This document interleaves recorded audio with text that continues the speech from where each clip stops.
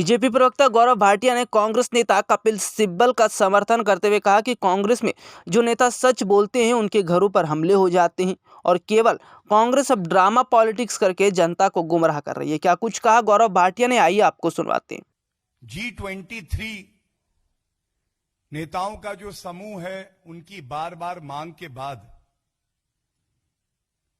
ये बैठक तो बुलाई गई, लेकिन जो ओपनिंग रिमार्क्स हैं अध्यक्षा जी के, उसका जो निचोड़ सामने आया तो ये बिल्कुल स्पष्ट हो गया कि इस बैठक का मकसद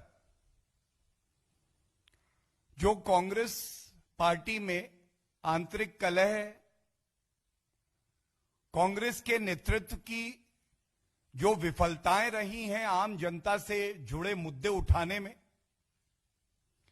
और जो मुश्किल प्रश्न हैं जो भारत की जनता और खासकर कांग्रेस शासित राज्यों में जो नागरिक हैं वो कांग्रेस की सरकारों से पूछ रहे हैं, उसका कोई उत्तर यहां दिखाई नहीं दिया।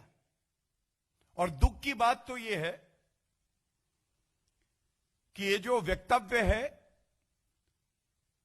ये ऐसा लगता है कि सारे झूठ मिलाकर जिस तरह की भ्रम फैलाने वाली राजनीति कांग्रेस पार्टी करती आई है, उसको आगे बढ़ाने का कार्य आज चल रहा है। और यह भी कहना गलत नहीं होगा कि यह CWC कांग्रेस वर्किंग कमेटी कम है और PBWC परिवार बचाओ वर्किंग कमेटी की बैठक ज्यादा लगती है। यहां पे म्यूजिकल चेयर भी होता है और बड़ी जिम्मेदारी से मैं कहता हूं, यहां पे सेल्फ सर्टिफिकेशन भी होता है। अपनी विफलताओं को छुपाने के लिए कुछ भी कहा जा सकता है।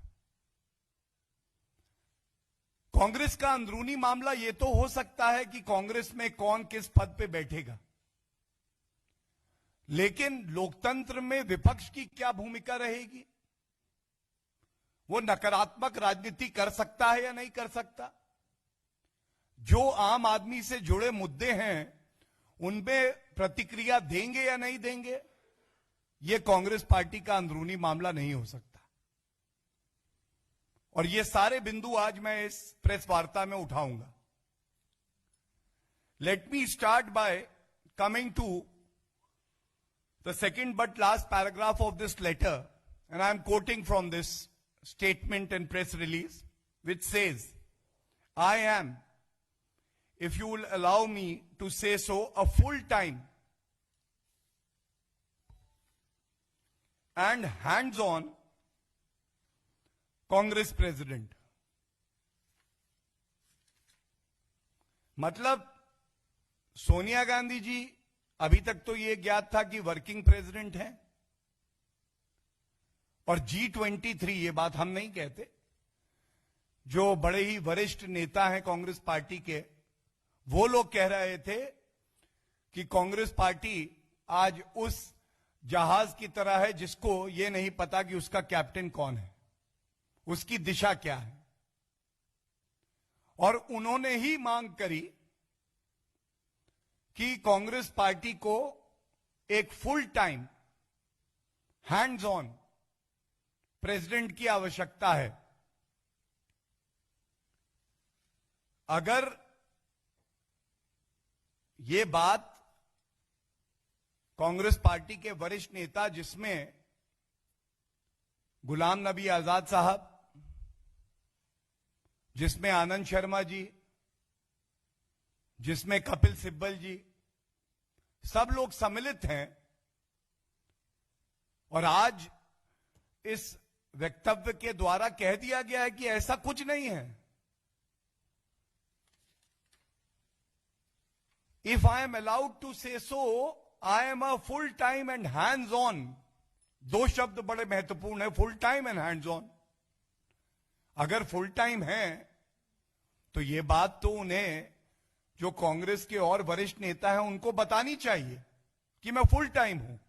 जब ये कहा जाता है कि आदेश कौन दे रहा है ये हम जानते हैं लेकिन नहीं जानते, तो फिर ऐसा क्यों हो रहा है? और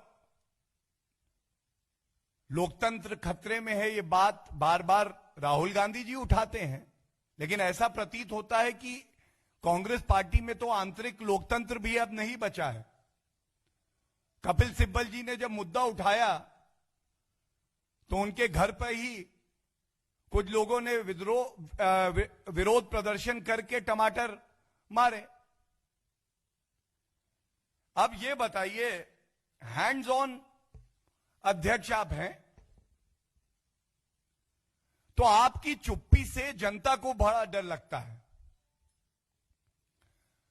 जब आपको सूट करे, जब आपको लगता है कि हम अपनी राजनीतिक रोटियां सेक सकते हैं, तो आप किसानों की बात उठा देते हैं, लेकिन ये भूल जाते हैं कि किसानों के ऊपर लाठीचार्ज हनुमानगढ़ में हुआ, राजस्थान में। कांग्रेस शासित राज्य है, लेकिन आज तो आपने जो अपना वक्तव्य दिया उसमें कुछ इस पे चर्चा नहीं हुई। ऐसा क्यों है सोनिया गांधी जी कि मोगा में, पंजाब में लाठीचार्ज किसानों पे होता है और आप चुप रहती हैं? और यह भी बड़े दुख की बात है कि दलित उत्पीड़न के सबसे ज्यादा मामले अगर कहीं से आते हैं तो वो कांग्रेस शासित राज्यों से आते हैं। आज एक उम्मीद थी कि जो मुद्दा भारतीय जनता पार्टी ने उठाया राजस्थान में, हनुमानगढ़ में, एक दलित भाई को पीट पीट कर मार दिया गया,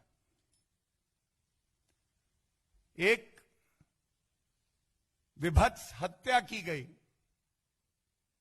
आप तो अगर अपने आप को एक बड़ी पार्टी और विपक्ष में अहम भूमिका पे बैठे हुआ दल मानते हैं, तो क्या दलित समाज के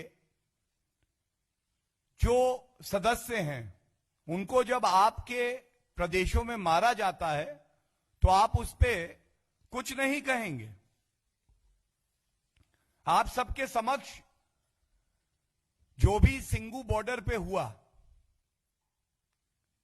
हम सब ने देखा, एक दलित भाई को निर्मम तरीके से मार दिया जाता है। ये वो अराजक तत्व हैं जो किसानों के कंधों पर अपनी बंदूक रखकर राजनीतिक रोटियां सेक रहे हैं। क्या ऐसी तालिबानी सोच की एक घटना सामने आती है और इतना भी समय नहीं है कांग्रेस वर्किंग कमेटी में कि वो इस पे चर्चा करे और बताए देश को कि क्या कांग्रेस पार्टी आज तालिबानी सोच के साथ खड़ी है? और जब इस प्रेस वार्ता के लिए मैं आ रहा था तो यह भी सामने आया कि राकेश टिकैत जी ने कहा है कि आयोजकों की कोई जिम्मेदारी नहीं है। तो यह प्रश्न देश की जनता पूछ रही है और सभी किसान भाई भी पूछ रहे हैं जो 3 कानूनों का समर्थन करते हैं कि अगर आप एक प्रदर्शन का आयोजन करते हैं और उस प्रदर्शन में तिरंगे का अपमान 26 जनवरी को हो जाता है, ट्रैक्टर को टैंक बताया जाता है और अराजकता फैलाई जाती है, एक दलित युवक की हत्या कर दी जाती है, तो क्या जो प्रदर्शन का आयोजन करते हैं, the professional protesters have no responsibility towards the other citizens of the country who may agree or disagree with you, but their life is equally important. Their rights under the Constitution of India are equally important. And it pains to see, for the sake of petty, cheap politics, for the sake of vote bank politics, the opposition parties and especially the Congress party will maintain a deafening silence on this key issue. They will not even have the courage to call a spade, because it does not suit their political narrative. And through this platform, the Bharatiya Janata Party wishes to make it very clear, the traces of the Talibani ideology that we find in the opposition parties' maneuvers will not be tolerated. This is a country governed by rule of law. One can dissent, one can criticize, but no one will ever have the right to break law, to take away a human life.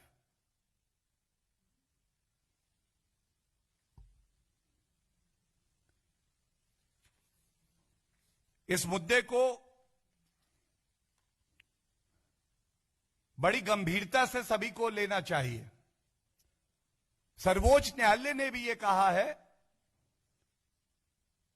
कि आपके आंदोलन का मतलब यह नहीं हो सकता कि आम नागरिक को दिक्कत आए। सार्वजनिक स्थलों को बंद कर दिया जाए, जो टैक्स पेयर के रुपयों से रोड बनती है वो बाकी जनता को उपलब्ध ना हो।